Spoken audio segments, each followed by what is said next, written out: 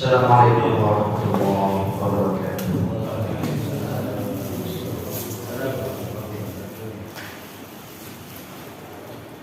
Alhamdulillah. Nahmaduhu wa nasta'inuhu wa nastaghfiruhu wa nastahdihi wa natubu ilayh. Wa na'udzu billahi min shururi anfusina wa sayyiati a'malina. May yahdihillahu fala mudilla lahu wa may yudlil fala hadiya lahu. Asyhadu an la ilaha illallah wa asyhadu anna Muhammadar Rasulullah sallallahu alaihi wasallam. Qala Allah ta'ala fi kitabil karim, ya ayyuhalladzina amanu taqullaha haqqa tuqatih wa la tamutunna illa wa antum muslimun. قال يا أيها الناس اتقوا ربكم الذي خلقكم من نفس واحدة وخلق منها زوجها وبث منهما رجالا كثيرا ونساء واتقوا الله الذي تساءلون به والأرحام إن الله كان عليكم رقيبا. وقال يا أيها الذين آمنوا اتقوا الله وقولوا قولا سديدا يصلح لكم أعمالكم ويغفر لكم ذنوبكم ومن يطع الله ورسوله فقد فاز فوزا عظيما. فإن أصدق الحديث كتاب الله وخير الهدى هدى محمد صلى الله عليه وسلم وشر الأمور محدثاتها وكل محدثة في دين الله بدعة وكل بدعة ضلالة وكل ضلالة في النار.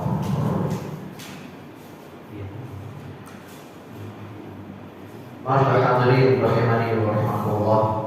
Alhamdulillah, segala puji bagi Allah Subhanahu yang telah kembali mengumpulkan kita di rumahnya dengan keadaan iman senantiasa. Alhamdulillah. Saudara-saudara kita curahkan kepada Rasulullah sallallahu alaihi wasallam yang telah membawa umat kita dari zaman ke-8 hingga zaman ke-9.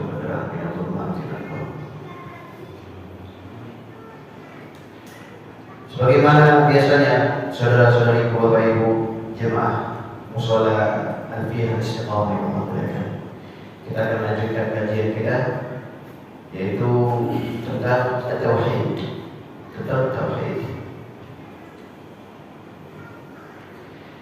Di bulan kemarin kita telah mempelajari hal yang baru. Kita mau biar tidak lupa bahwasanya Allah Subhanahu wa ta'ala firman dalam surah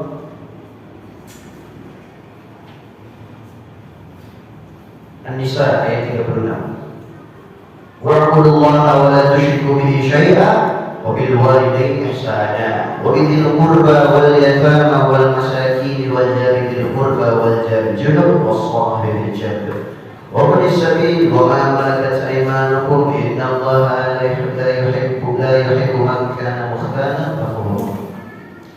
Dan beribadah kepada Allah dan jangan berbuat syirik kepadanya, dan berbuat baiklah kepada orang tua dan orang-orang terdekat di antara kalian, anak-anak yatim, orang-orang miskin, tetangga dekat, tetangga jauh, dan orang yang selalu membersamai kalian, dan anak-anak dan orang-orang yang tidak punya rumah atau orang-orang yang musafir, dan berbuat baiklah juga kepada mereka yang di bawah tanggungan kalian. Sesungguhnya Allah tidak mencintai orang-orang yang sombong dan membanggakan diri.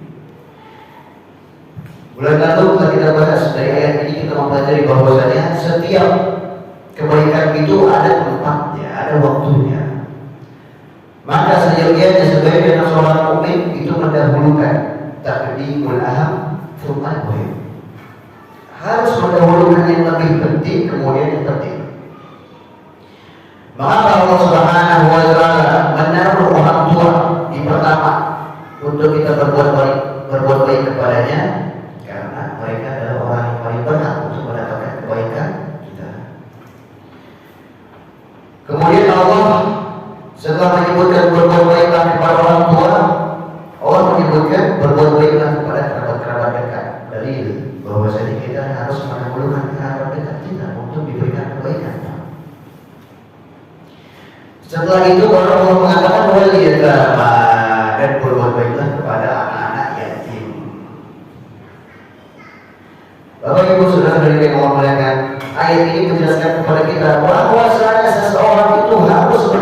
kemudian, yang lebih penting kemudian yang penting.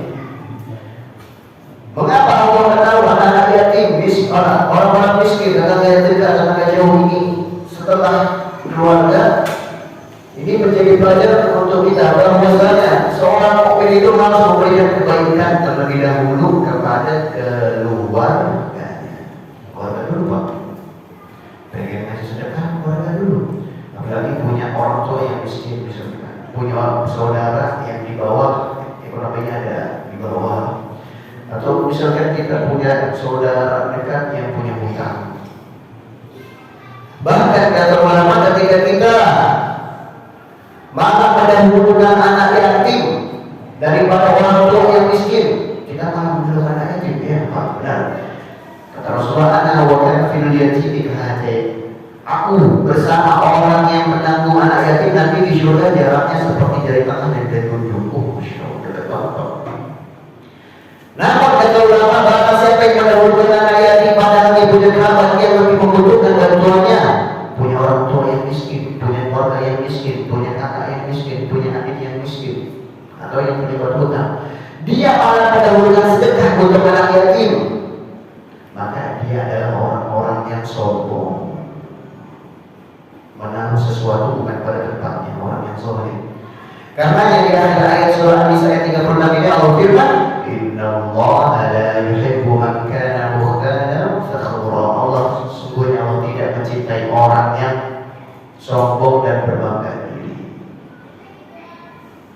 Jadi Bapak Ibu yang Allah muliakan, jangan tertukar sama tetangga, sama teman pabrik, teman PT, sama teman sepekerjaan. Baiknya bukan main, supaya bukan main. Diajak nongkrong, ayo.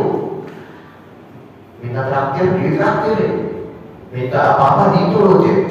Nelpon, Allah, gimana kabar? Masya Allah, sehat-sehat, alhamdulillah. Tangan bisa mantuk, iya, ini dua tangan. Etaknya bukan main ngobrolnya. Tapi pas didapat sama istri, halo Pak, kenapa? Siapa yang kenapa? Oh iya, bentar ya, saya sibuk. Masya Allah. Anaknya nelpon, nanti ayah lagi sibuk, ayah kerja. Ya ganggu ayah. Salah enggak, nanya kabar enggak. Tapi ketika tanggalnya atau teman sekantor yang nelpon, gimana juga ya? Halo bos, saya bos. Kelihatan hari ini kok mas bos, apa kita dipijit? Masya Allah. Tertukar itu syekh. Tidak boleh seperti itu. Taruhlah kebaikan pada tempat. Itu nasihat mas ketika ambil bulan kemarin.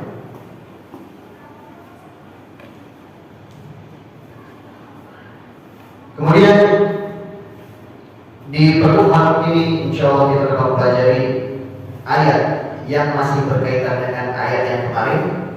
Katanya kita tidak berlama-lama Pak untuk ayat ini insya Allah. Dalam surah Al-An'am ayat 151 Allah Subhanahu wa ta'ala firman, Qul ta'ala wa atlu ma harrama rabbukum 'alaikum alla tusyriku bihi syai'an wa bil walidayni ihsana wa la taqtulu awladakum min imlaq nahnu narzuqukum wa iyyahum wa la taqrabul fawahisha ma dhahara minha wa ma batan wa la taqtulun nafsa allati harrama Allah illa bil haqq dzalikum wassakum bihi la'allakum ta'qilun. Yang artinya katakanlah wahai Muhammad, Ta'ala kemarilah, aku akan rabbukum 'alaikum, aku akan beritahukan kepada kalian segala sesuatu yang diharamkan Rabb kalian kepada kalian. Alla tusyriku bihi syai'an. Yang pertama haram yang pertama kali harus kita jauhi adalah berbuat syirik kepada Allah. Ternyata Bapak Ibu yang Allah muliakan, berbuat syirik kepada Allah itu adalah segala sesuatu yang paling haram daripada yang paling haram. Wabil walidayni ihsana, dan hendaknya akan berbuat baik kepada kedua orang tua. Lagi-lagi orang tua. Mengapa Pak? Berbuat taat kepada Allah sering dikaitkan dengan berbakti kepada kedua orang tua. Karena tidak mungkin ada seseorang hamba yang bertakwa kepada Allah namun dia menelantarkan orang tua yang ngomong kosong, bohong. Orang yang berbuat baik kepada orang tua itu tercerminkan dari tauhidnya kepada Allah. Orang yang taat kepada Allah tercerminkan mencerminkan kejujuran hatinya dan berbaktinya kepada orang tua. Ayat selanjutnya Allah firman, "Wala taqtulu auladakum min imlaq." Jangan kalian bunuh anak-anak kalian karena takut miskin. Nahnu narzuqukum wa iyyahum, kamilah yang memberikan mereka rezeki dan kamilah yang memberikan kalian rezeki. Wala taqrabu fawahisha ma dhahara minha wa ma batan, dan jangan dekati dosa yang nampak ataupun yang tidak nampak. Wala taqtulun nafsa allati harrama Allah illa bil haqq, dan jangan bunuh nyawa-nyawa yang Allah haramkan kecuali dengan kebenaran. Dzalikum wasaqakum bihi la'allakum tattaqun. Itulah wasiat kepada kalian agar kalian berakal.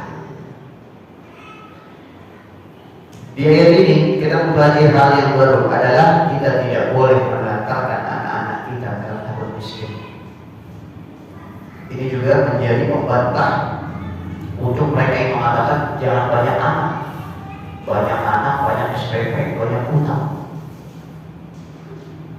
Namun apa kata Allah? La taqtulu, jangan bunuh anak-anak kalian karena takut. Allah lah yang memberikan kalian rezeki, sebagaimana Allah yang memberikan kalian kita rezeki. Matematikanya gini aja, Pak. Orang kalau sendiri ya rezekinya satu. Orang kalau suami istri rezekinya dua. Punya anak satu rezeki tiga. Punya anak banyak rezekinya banyak.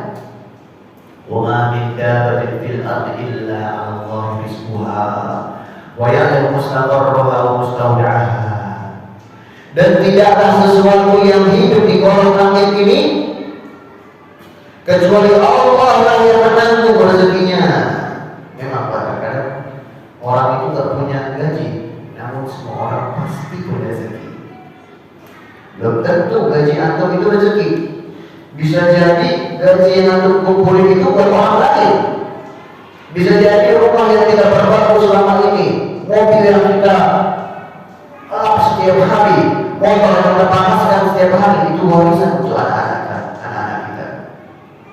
Makanya Imam Syafi'i berkata dalam jiwanya, qad yajma'ul mal ghairu akil wa yaqulu ghairu manja'a. Bisa jadi orang yang mengumpulkan harta dia malah ngasih orang lain. Bisa jadi orang itu memakan harta yang dikumpulkan oleh orang lain. Maksudnya apa? Maksudnya tiada yang tahu rezeki itu untuk kita atau untuk orang lain.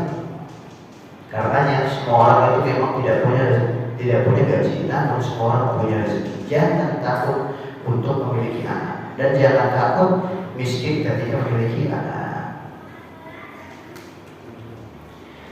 Jadi di ayat barusan kita mempelajari hal yang baru adalah bahwasanya kekhawatiran kita tentang rezeki Allah itu ditulis dosa. Kekhawatiran kita akan makan besok hari, besok makan apa ya? Itu ditulis dosa. Enggak boleh kita khawatir. Bapak Ibu yang Allah muliakan, kami akan menyebutkan sebuah hadis palsu. Mungkin Bapak pernah dengar. I'mal li dunyaka ka'annaka ta'ishu abada wa'mal li akhiratika ka'annaka tamutu ghadan. Berbuatlah untuk duniamu seakan-akan kamu hidup selamanya, dan berbuatlah untuk akhiratmu seakan-akan kamu mati besok. Ini hadis palsu.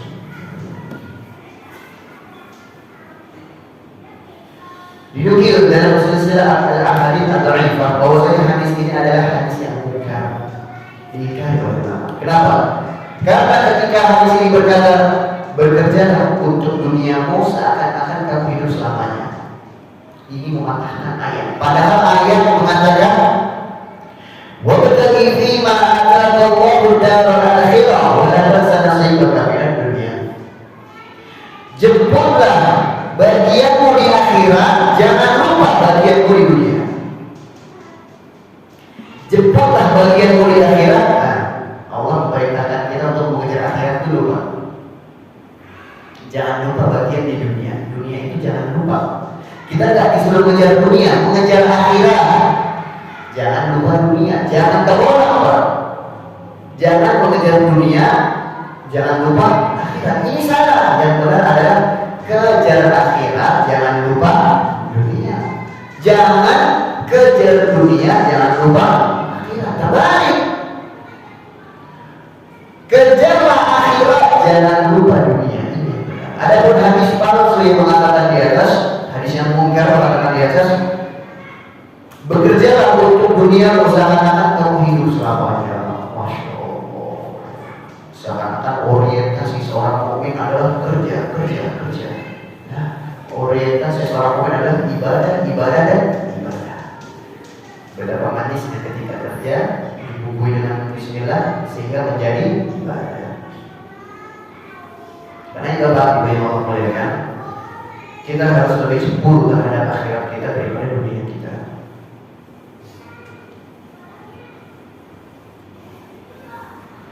Kemudian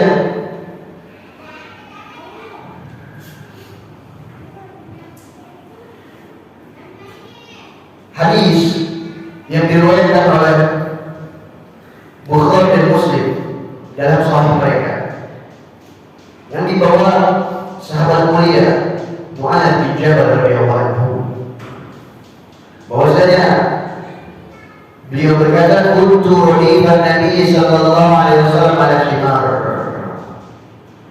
Waktu itu aku dibonceng oleh Rasulullah di keledainya. Aku dibonceng oleh Rasulullah di keledainya. Dalam riwayat lain diqol Ufair, nama keledainya Ufair. Jadi kebiasaan Rasulullah itu Pak, menamakan benda-benda yang beliau miliki. Menamakan unta, menamakan keledai, dan nama keledai beliau adalah Ufair. Jangan namakan anak Ufair Pak, keledai itu. Faqala li, tiba-tiba ketika Mu'adz bin Jabal lagi dibonceng oleh Rasulullah di belakang, ya Mu'adz, atadri ma haqqullahi 'alal 'ibad wa ma haqqul 'ibadi 'ala Allah. Wahai Mu'adz, tahukah kamu apa hak Allah yang harus diberikan oleh seorang hamba, dan apa hak hamba yang harus diberikan oleh Allah? Rasul ingin memberitahu, namun nanya dulu agar apa? Agar Mu'adz bin Jabal ini siap-siap menerima jawaban yang akan Rasul berikan. Wahai Mu'adz, tahukah kamu hak apa yang harus diberikan oleh hamba kepada Allah? Hak Allah itu apa? Dan hak seorang hamba itu apa? Yang harus diberikan oleh seorang hamba kepada Allah, hak Allah itu apa? Ketika ditanya seperti itu, Mu'adz menjawab, Allah wa rasuluhu a'lam. Allah dan Rasulnya lebih tahu. Beliau tidak tahu, sehingga beliau menjawab, Allah wa rasuluhu a'lam. Allah dan Rasul lebih tahu. Akhirnya beliau pun menjawab, haqqullah 'alal 'ibad ayya'buduhu wa la yusyriku bihi syai'a. Hak Allah yang harus diberikan oleh seorang hamba kepada Allah adalah hamba beribadah kepada Allah dan tidak berbuat syirik kepadanya dengan satu pun. Itu hak Allah, kita harus berikan hak Allah. Wa haqqul 'ibadi 'ala Allah an la yu'adziba man la yusyriku bihi syai'a. Dan hak seorang hamba yang harus diberikan oleh Allah kepada hamba adalah Allah tidak boleh mengazab orang yang tidak berbuat syirik kepada Allah. Orang yang tidak berbuat syirik kepada Allah, tak boleh diazab sama Allah. Itu hak seorang hamba. Kata Mu'adz, ya Rasulullah, afala ubashirun nas? Wahai Rasulullah, dengan ini bolehkah aku kabarkan manusia? Kata Rasulullah, la tubashirhum fayattakilu. Tidak usah kau beritakan berita baik ini kepada manusia yang lain, nanti mereka akan intikal. Apa intikal? Intikal itu tidak mau berusaha. Jadi mereka bagaimana caranya menjemput ridho Allah saja dari keyakinan, namun kamu beramal. Cukup bagi kita yakin Allah itu esa, Allah itu satu, nggak usah sholat. Cinta kepada Allah harus dibuktikan dengan ibadah. Itu maksudnya. Baik, kami jelaskan hadisnya. Beliau berkata di sini, Muaz bin Jabal adalah seorang sahabat yang mulia. Namun umurnya Muaz itu terpaut jauh dari Rasulullah, umurnya jauh banget. Namun beliau berkata di sini, ketika itu aku sedang dibonceng oleh Rasulullah. Masya Allah, bayangkan seorang nabi, pemimpin umat manusia, Khalifatul Mukminin, pemimpin manusia dari awal hingga akhirnya, membonceng seorang anak kecil. Tiada kegengsian di hati Rasulullah. Bayangin Pak, ada presiden ngebonceng anak SD. Misalkan ada presiden yang naik mobil, juga presiden keluar naik mobil biasanya apa namanya itu Pak? Barang-barang gitu kan yang ditutup jalanan. Ada anak SD lagi berangkat sekolah, tiba-tiba naik lagi berangkat sekolah, mungkin kan? Tidak mungkin. Tapi bayangkan Rasulullah SAW.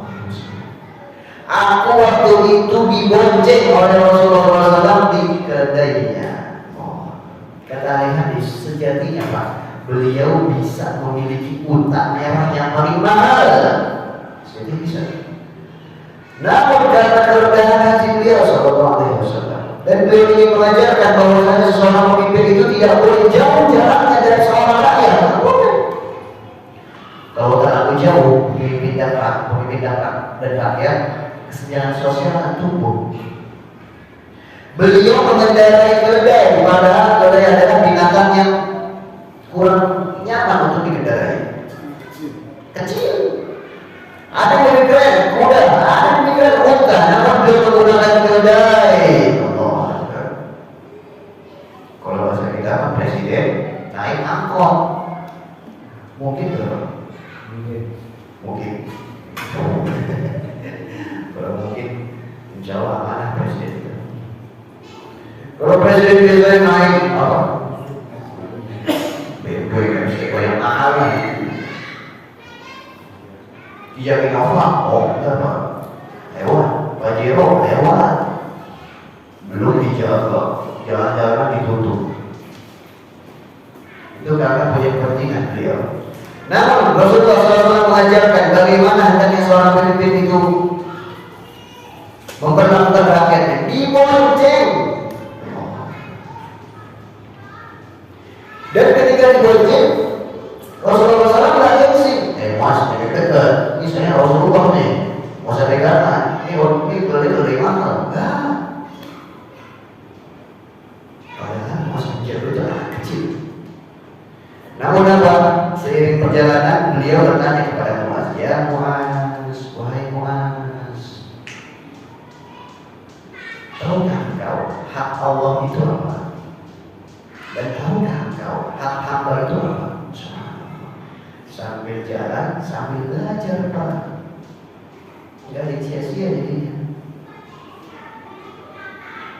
Karena keterbatasan ilmu Muaz, beliau menjawab Allah dan Rasulullah lebih tahu.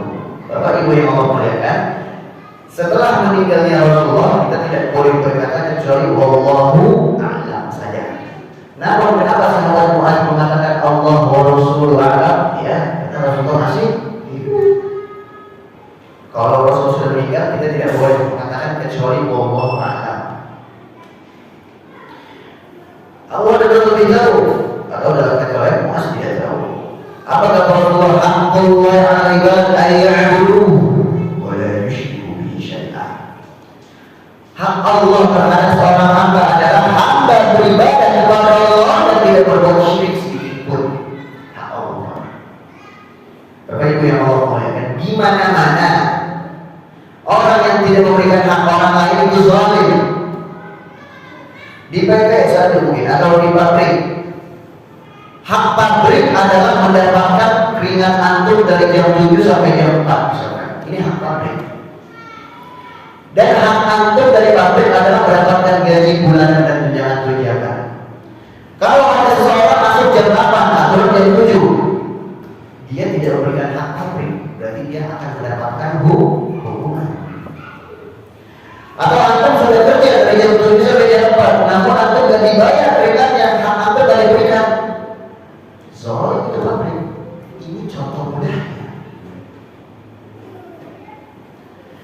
Ketika ada seseorang hamba yang tidak memberikan ibadahnya kepada Allah, berbuat syirik kepada selain Allah, sujud kepada selain Allah, memohon kepada selain Allah, mengemis kepada selain Allah, meninggikan selain Allah, beribadah kepada selain Allah, berarti dia telah mencederai hak Allah dan sungguh dia berhak menerima hukuman dari Allah. Kalau pabrik ngasih surat peringatan paling potong gaji. Kalau atasan ngasih teguran paling lemburnya dihilangin. Tapi kalau Allah memberikan peringatan, Allah memberikan peringatan neraka. Allah Subhanahu wa taala berfirman, "Nabi ibadi anni ana ghafurur rahim." Wahai Muhammad, beritakan kepada hamba-hamba sesungguhnya Allah itu Maha Pengampun dan Maha Penyayang. Wa anna 'adzabi huwa 'adzabun alim. Wa 'adzabun alim. Dan azab Allah adalah azab yang pedih. Makanya Allah firman dalam akhir surat Al-Fatihah,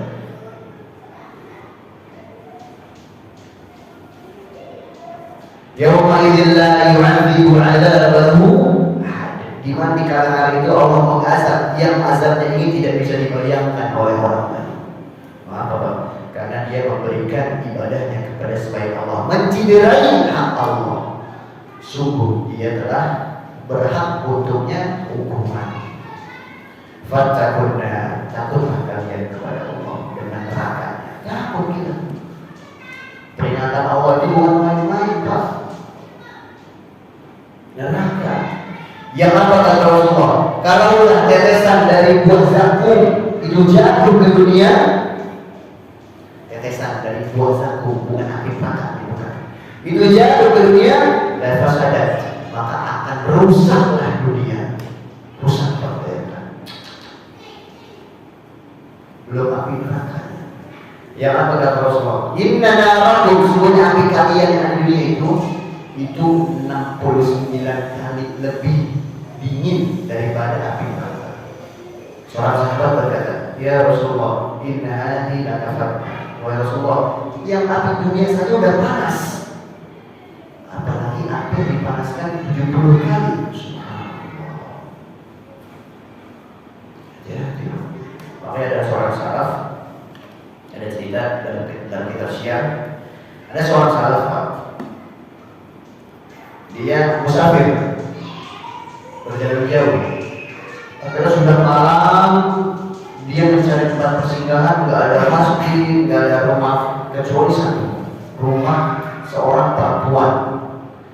Dia kata kalau si perempuan ketika dia itu izin untuk, dan kebiasaan orang Arab itu mereka memberikan tempat mati 1 hari atau 3 hari paling lama untuk orang musafir tidur sambil anak-anak perjalanan. Ketika masuk ada perempuan, akhirnya dia nggak jadi. Namun kata perempuan, silakan, ada ruangan terpisah. Perempuan masih perawan, ada ruangan terpisah di rumah saya. Silakan kamu di sana, saya di sini. Silakan kamu di rumah saya. Si perempuan ini aneh, Pak. Dia mencium bau kebakar. Bau apa sih? Akhirnya dia melihat si laki-laki musafir ini ternyata 1 jam sekali itu membakar tangannya. Ya, dibakar lagi tangannya. Ini aneh, ini orang gila apa? Dalam kitab Syiar ceritakan. Besoknya laki-laki ini berterima kasih dan pamit, dan orang perempuan si perawan ini memberitakan kepada ayahnya, "Ayahanda, kemarin malam ada laki-laki yang mabit di rumah 1 hari. Aku melihat perempuan aneh dari dia. Dia setiap jam, setiap beberapa menit dia membakar tangannya." Akhirnya dipanggil laki-laki itu oleh ayahnya, dan ayahnya adalah orang yang kaya. Kata laki-laki,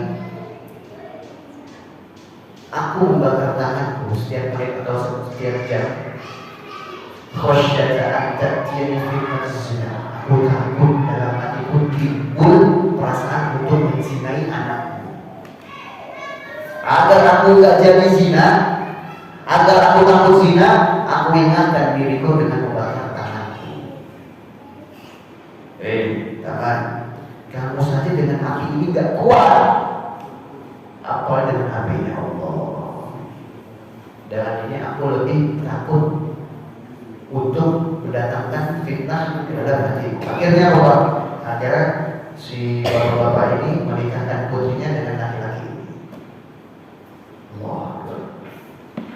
Jadi maksudnya kita beri Allah ya kan? Kita harus takut kepada Allah karena neraka Allah itu berbeda dengan api dunia. Dalam hadis yang dikatakan hadis ini hasan dari lain oleh Syekh Al-Albani. Bahwasanya beliau bersabda, Rasul bersabda, Inna nar jahannam, sebenarnya api neraka itu dipanaskan selama 1000 tahun sehingga menjadi merah hatta arad. Kemudian dipanaskan 1000 tahun sampai memutih hatta biyadut. Kemudian dipanaskan lagi selama 1000 tahun hatta swadat sampai dia menghitam. Nah di sini dihasilkan oleh Syekh. Oh ya, api panas bukan? Api panas kan? Api dipanasin itu gimana? Api dipanasin itu gimana? Api dipanasin maksudnya apa? Tak bisa dibayangkan. Itulah azab Allah. Makanya Allah firman, narun hamiyah, api yang dipanaskan. Itu api dipanaskan itu gimana? Maksudnya gimana? Makanya azab Allah itu di luar nalar manusia. Sebagaimana syurga Allah, nikmatnya di luar nalar manusia. Jadi hak Allah apa ibadah? Hak Allah adalah kita beribadah kepadanya dan tidak boleh berbuat syirik kepadanya. Ini adalah hak Allah. Berarti orang yang menciderai hak Allah akan diberikan hukuman. Hukuman Allah apa? Neraka. Ini hak Allah. Dan beliau melanjutkan hakul ibadi Allah, adapun hak seorang hamba terhadap Allah adalah alla yu'adzib man la yusyriku bihi syai'a. Allah tidak boleh mengazab orang yang berbuat syirik kepadanya. Allah tidak boleh mengazab seorang hamba yang tidak berbuat syirik. Kata di hadis, kalau ibu yang Allah kan, kita beda. Cara untuk menghindari azab Allah adalah tidak berbuat syirik kepadanya. Dan seorang hamba yang menjauhi syirik kepada Allah wajib untuk Allah tidak mengazabnya. Kewajiban. Allah wajib menghindarkan azab kepada hamba yang dari hamba yang tidak berbuat syirik kepadanya. Dalam kata lain, Allah wajib mengazab seorang hamba yang berbuat syirik. Allah mengkhalafah, makna terbalikan. Kamu wajib berdiri, berarti kamu nggak boleh duduk. Kamu wajib duduk, berarti nggak boleh berdiri. Allah wajib mengazab orang yang berbuat syirik, berarti Allah wajib membebaskan seseorang hamba yang tidak berbuat syirik. Wajib. Dan Bapak Ibu yang Allah muliakan, kalau manusia bisa berbuat adil, ketahuilah maha keadilan Allah itu di atas keadilan manusia. Allah itu al-adil yang maha adil. Tidak mungkin luput dari Allah kebajikan manusia seurat biji sawi pun. Kalaulah keburukan sebiji sawi tidak luput dari Allah, bagaimana dengan keburukan yang paling besar, syirik? Asyirku a'dhamul dzambi. Syirik itu adalah dosa yang paling besar. Kalaulah keburukan sebesar atom saja Allah balas, bagaimana dengan keburukan yang paling buruk itu syirik? Pasti Allah balas.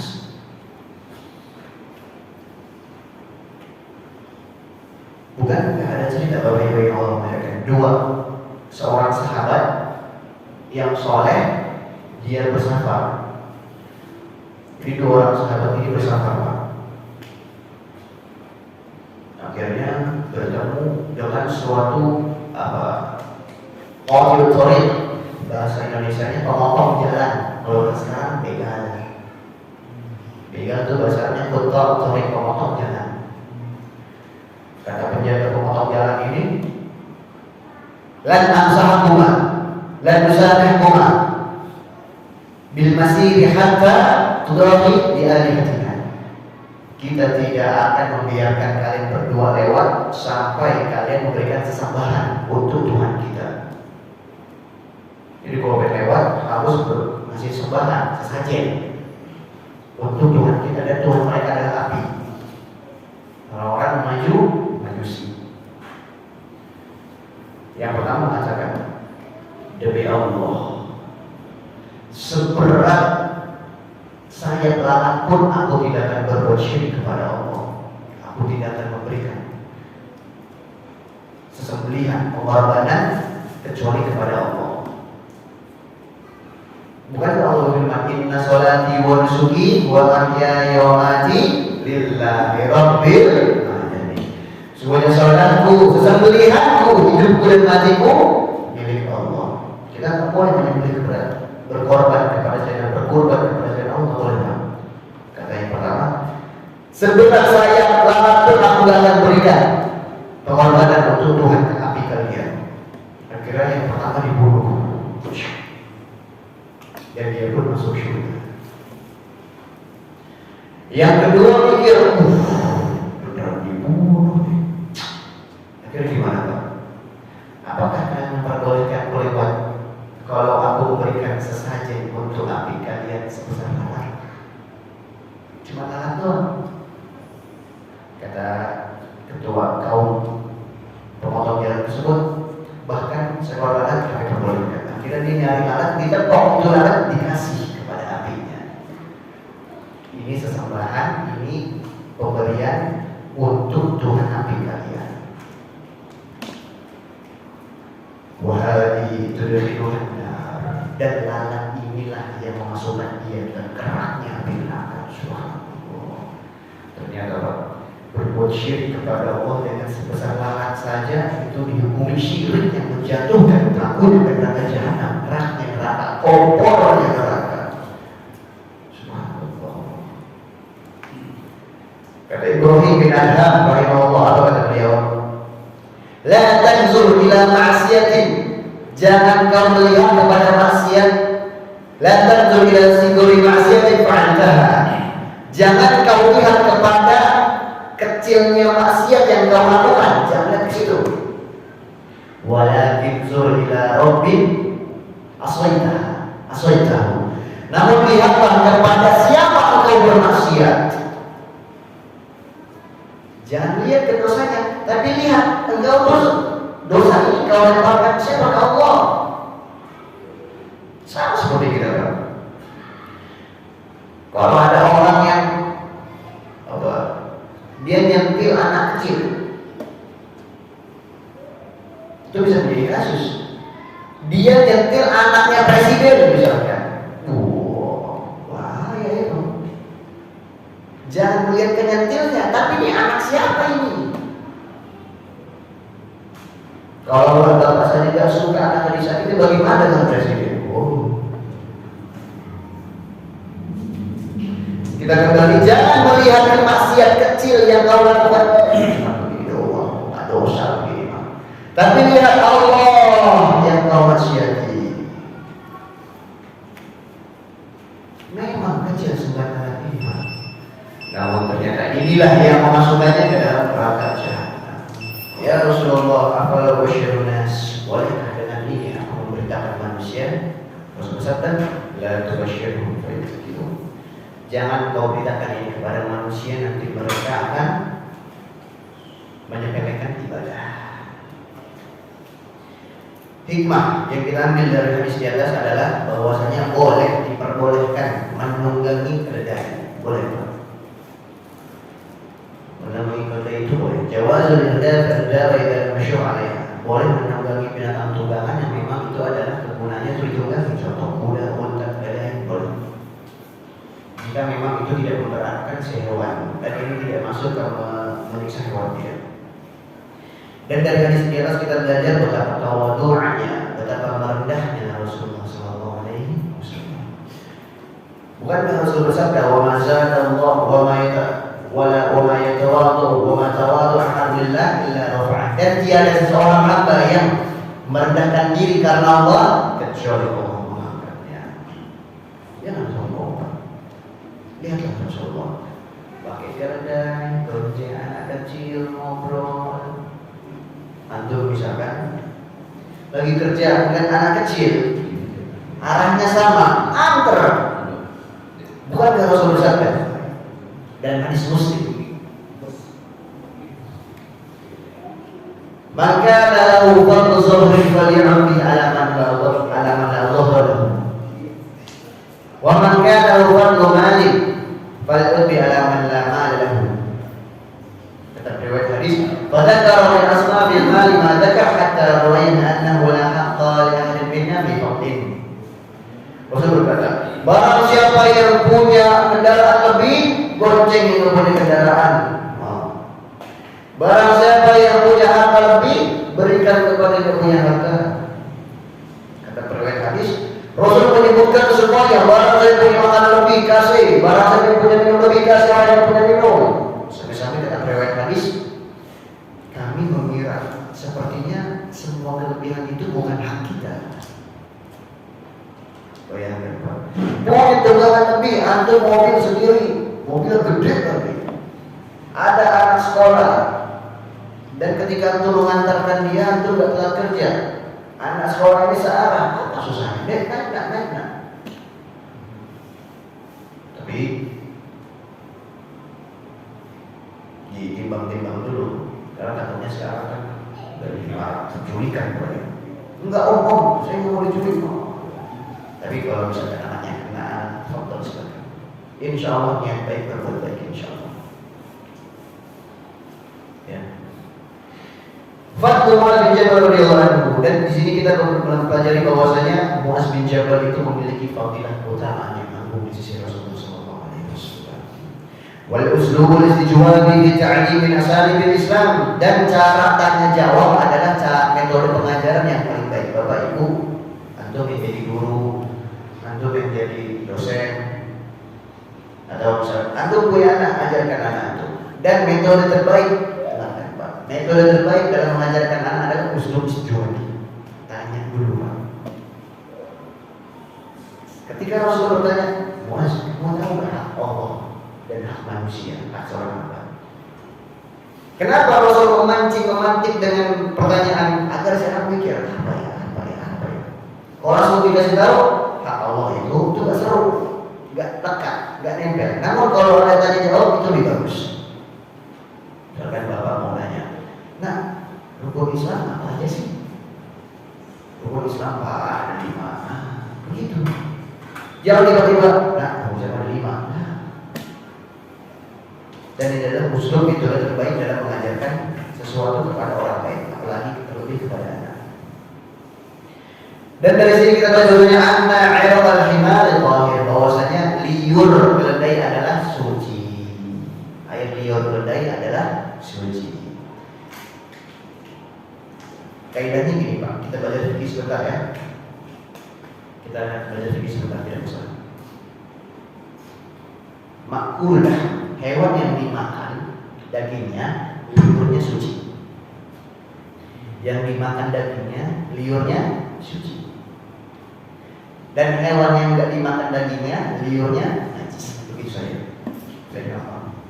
Dikecualikan darinya manusia dan kucing. Kucing dimakan nggak dagingnya? Enggak. Tapi liurnya suci nggak? Suci. Dikecualikan dari saya bilang. Manusia dagingnya dimakan nggak? Enggak tahu. Liur manusia suci nggak? Suci. Semua hewan, semua yang hidup kecuali manusia dan kucing, liurnya itu, semua hewan makhluk hidup itu jika dia dimakan dagingnya, liurnya suci. Namun ada yang tidak dimakan dagingnya tapi liur tetap suci, apa? Kucing dan manusia. Itu kaidah fikih. Ya. Bukankah dalam hadis yang disampaikan bahwasanya Rasulullah SAW pernah sholat di atas unta, dan untanya itu ngeces saja terus. beliau sholat dan terkena liur unta. Maksud kami karena kenapa? Unta itu dagingnya dimakan, maka liurnya itu suci. Suci Pak, bukan mensucikan, beda loh. Mensucikan mah air mudu mensucikan. Kalau suci teh, kopi. Boleh nggak mudu pakai kopi? Nggak boleh. Itu cuma suci, tidak mensucikan. Kalau mudu pakai kopi itu habis kopi Pak. Mudu pakai teh, mudu pakai air liur, ya suci tapi tidak mensucikan. Kemudian untuk mempersingkat waktu, di sini ada sesuatu yang mengganjal mungkin di benak antum. Ketika Muaz berkata, "Wahai Rasulullah, bolehkah aku mengkabarkan manusia tentang ini? Bahwasanya orang yang mentauhidkan Allah saja bisa masuk surga?" Kata Rasulullah, "Jangan beritahu mereka." Termasuk, apakah ini termasuk ke menutupi ilmu? Bapak Ibu yang mau muliakan, menutupi ilmu itu dosa besar, boleh Pak? Misalkan antum tahu, misalkan ada orang nanya ke antum, "Bapak, ya hukum sholat itu apa sih?" Antum tahu, hukum sholat wajib, tapi antum bilang nggak tahu saya. Ini namanya katimul ilm, menutupi ilmu. Dan apa kata Rasulullah? Ancaman untuk mereka yang menutupi ilmu. Man su'ila an ilmin fakatamahu aljamahu Allah bil jari dan nar. Barang siapa yang ditanya tentang ilmu, dia bilang nggak tahu, padahal dia tahu, maka akan dikekang dari kekangan neraka. Subhanallah. Apakah ketika Rasulullah SAW melarang Muaz untuk memberitahukan manusia, ini sebuah kebenaran? Kata ahli hadis, maksudnya kenapa Rasulullah melarang manusia yang lain untuk diberitahukan oleh Muaz? Ditakutkan kalau orang yang mengetahui hadis ini, oh ternyata mendengar hadis ini dan tidak mencermatinya, oh ternyata mentauhidkan Allah saja cukup masuk surga. Oh, ngapain sholat kalau begitu? Oh, ngapain haji, ngapain zakat kalau begitu? Yakin aja Allah itu satu masuk surga. Konsekuensi keyakinan itu harus ada amal, ada perbuatan. Nggak boleh kita yakin cukup dengan yakin kepada Allah masuk surga. Tidak boleh Pak. Kalau begitu untuk apa Rasulullah SAW mereka ini melihat? Untuk apa Rasulullah SAW perang? Bahkan dalam riwayat di perang Uhud, Rasulullah SAW itu bocor kepalanya sampai geraham itu tanggal. Sallallahu alaihi wasallam. Untuk apa beliau puasa? Untuk apa beliau hijrah dari Makkah ke Madinah dan disakiti oleh orang kafir Quraisy waktu itu? Tidak cukup dengan keyakinan saja Pak, namun harus ada ibadah. Karena ibadah itu akan mencerminkan ketulusan hati seseorang yang menghambakan dirinya kepada Allah. Dan Imam Asy-Syafi'i berkata dalam riwayatnya, "Ata'sil billahi wa tudhiru hukmahu, inna hadzal amra fil amri badi'un. Man ahabba syai'an ata'ahu." Kamu ngaku-ngaku cinta sama Allah, namun kamu maksiatinya. Sesungguhnya cintamu itu adalah cinta yang dusta. Orang yang cinta sesuatu pasti akan mentaati yang ia cintai. Ini menjadi dalil bahwasanya orang cinta kepada Allah harus dibuktikan dengan ibadah, tidak cukup hanya dengan keyakinan saja. Wallahu a'lam bishawab. Baik, Bapak Ibu yang mau mengatakan, ada pertanyaan? Jika ada, persilakan. Ustaz, Assalamualaikum warahmatullahi wabarakatuh. Ustaz, ini ada ya Ustaz. Karena saya penasaran ini, karena saya belum tahu apakah boleh hadis dhaif itu diambil amalannya atau kabilah amalnya. Ya.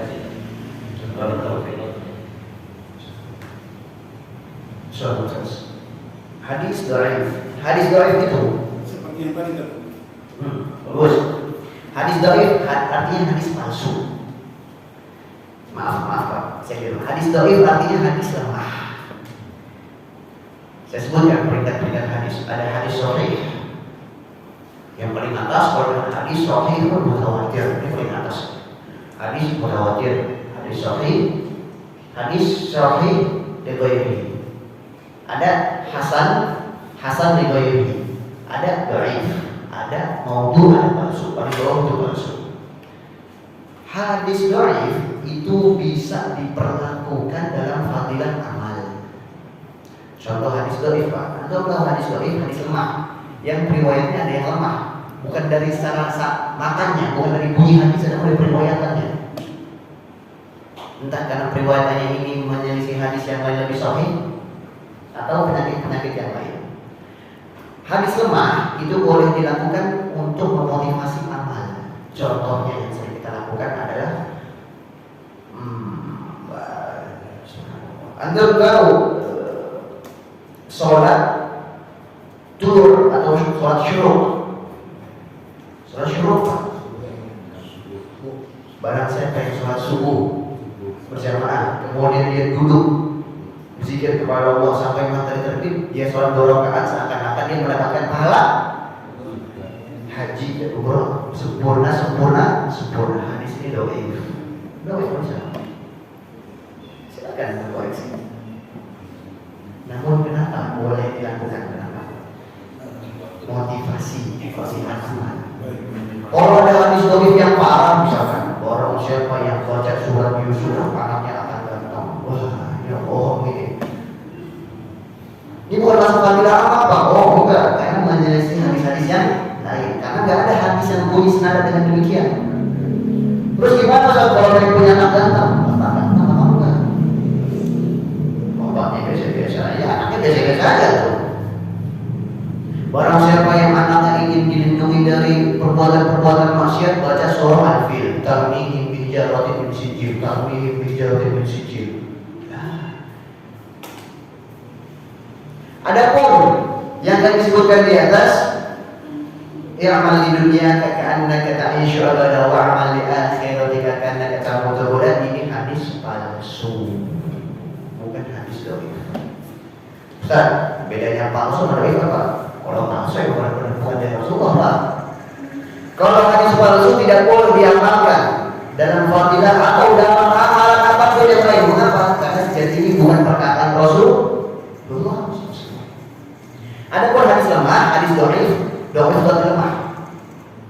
Bahasa Arab hadis lemah, hadis dhaif. Bahasa Arab hadis palsu, hadis maudhu'. Hadis maudhu', hadis palsu tidak boleh diamalkan karena ini hanya khayalan manusia saja. Kami ulangi, adapun hadis di atas, hadis yang kami sebutkan, wa'mal li akhiratika ka'annaka tamutu abada, bekerja untuk dunia usahakan kamu hidup selamanya, dan bekerja untuk akhirat usahakan kamu mati besok. Ini hadis palsu, bukan lemah. Boleh diamalkan kan? Tidak boleh. Dalam fadilah amal tidak boleh. Oh nggak boleh, kan bukan dhaif. Padahal kalau langsung jangan tinggalkan, Pak. Karena sejatinya Bapak Ibu saudara-saudari yang memuliakan, orientasi terbesar seorang muslim adalah akhirat. Ya, pertanyaan yang sangat bagus. Betul, Syekh. Assalamualaikum warahmatullahi Wabarakatuh. Saya pernah dengar guru ketika bulan puasa ada motivasi seperti yang dimaksud.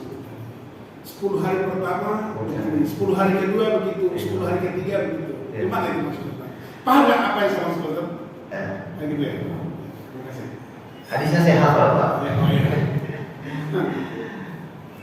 Syahrul Ramadan, bulan puasa, bulan Ramadan, awwaluhu rahmah. Yang 10 pertama adalah rahmat.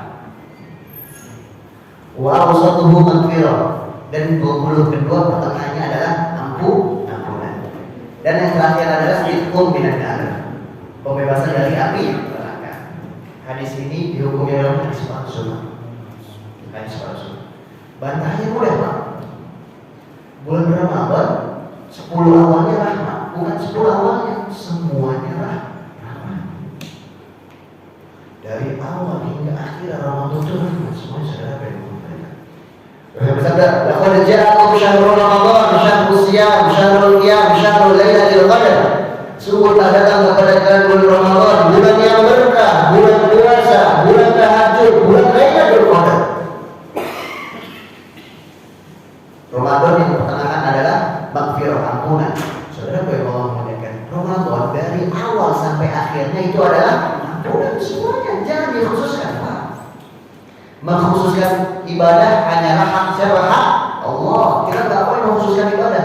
Pertanyaannya, kenapa sholat subuh 2 rakaat? Ustaz, subuh 2 rakaat. Saya masih muda, 4 rakaat saya sikat subuh. Bukan masalah kuat apa enggaknya, Pak. Yang mengkhususkan 2 rakaat siapa? Allah. Puasa dari subuh sampai maghrib. Saya bisa puasa 3 hari dan makan betul saya bisa. Bukan masalah kamu bisa apa enggak. Masalah kita taat kepada Allah. Dan yang terakhir, bulan Ramadan, bulan puasa adalah pembebasan dari api neraka. Sejatinya dari awal sampai akhir bulan Ramadan adalah pembebasan api neraka semua. Bukankah ketika bulan Ramadan itu semua doa diangkat ke langit Allah? Bukankah setiap malam Ramadan itu adalah keberkahan? Bukankah Rasul pernah bersabda dalam hadisnya, "Udah waktu shaim dari doa orang yang berpuasa tidak akan ditolak." Pak, contoh, ada orang di 10 awal pertama dia berdoa begini, "Ya Allah, bebaskanlah kami dari api neraka." Sementara kalau kita berpulang kepada hadis yang palsu di atas, pembebasan api neraka terjadi kapan? 30 akhir kan? Tapi dia doanya 10 pertama. Kalau kita berpulang kepada hadis palsu di atas, nggak bisa loh, nggak diterima. Kenapa?